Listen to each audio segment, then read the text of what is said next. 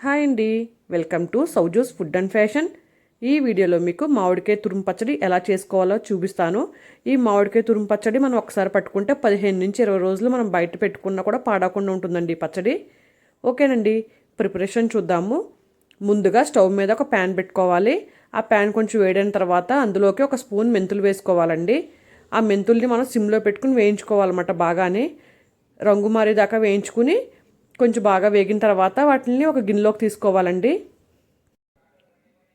ఇప్పుడు ఈ మెంతుల్లోనే ఒక 2 స్పూన్లు ఆవాలు వేసుకోవాలి. ఆవాలు ఏం వేయించుకోక్కర్లేదండి. ఆవాలు కూడా ఇందులో వేసుకుని బాగా కలుపుకుని చల్లారిన తర్వాత మిక్సీ చేసుకుని పొడి చేసుకోవాలి. ఇక్కడ నేను పచ్చడి కోసం 3 మామిడికాయలు తీసుకున్నాను. మామిడికాయలని బాగా కడుక్కుని శుభ్రంగా బాగా తడి లేకుండా తుడుచుకోవాలండి. తడి ఉంటే పచ్చడి తొందరగా పాడైపోతుంది. ఇప్పుడు మామిడికాయలని పీల్ చేసుకోవాలి. ఇలా అన్నిటినీ పీల్ చేసుకున్నాక వీటిని తురుముకోవాలండి. మన దగ్గర ఇలా తురుముకునేది ఉంటుంది కదా, వాటికి చిన్న కణాలు ఉన్నాయి చూడండి, వీటితో తురుముకుంటే మనకు బాగా వస్తాయి.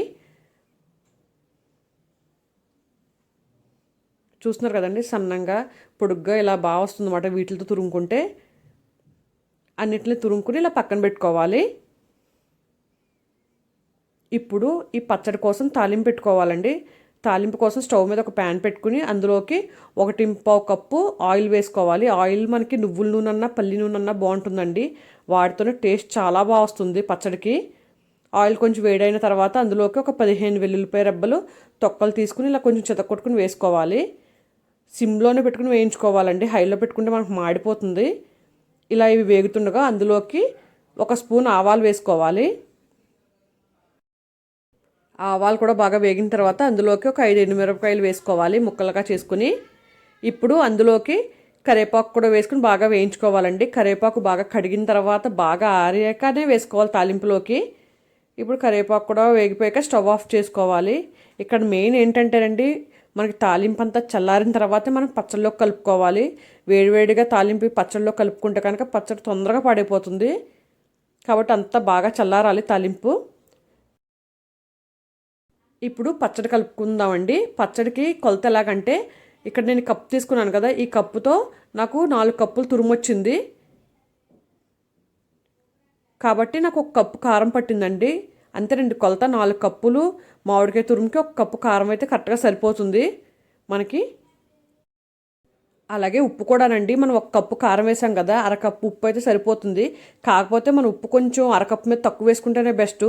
తర్వాత మనకు సరిపోతే మళ్ళీ కలుపుకోవచ్చు కదా. ఇప్పుడు ఇందులోకి మెంతులు ఆవపిండి కూడా వేసుకోవాలండి. కరెక్ట్గా 2 స్పూన్లు ఆవాలు, 1 స్పూను మెంతులు, మనం మిక్సీ పట్టుకున్న పౌడర్ ఉంటుంది కదా, అది వేస్తే సరిగ్గా సరిపోతుంది మనకు ఘాటు అవన్నీ. ఇవన్నీ వేసుకున్న తర్వాత బాగా చల్లారిన తాలింపు కూడా ఉంటుంది చూడండి, అది కూడా వేసేసుకోవాలి. వేసుకుని బాగా కలుపుకోవాలి.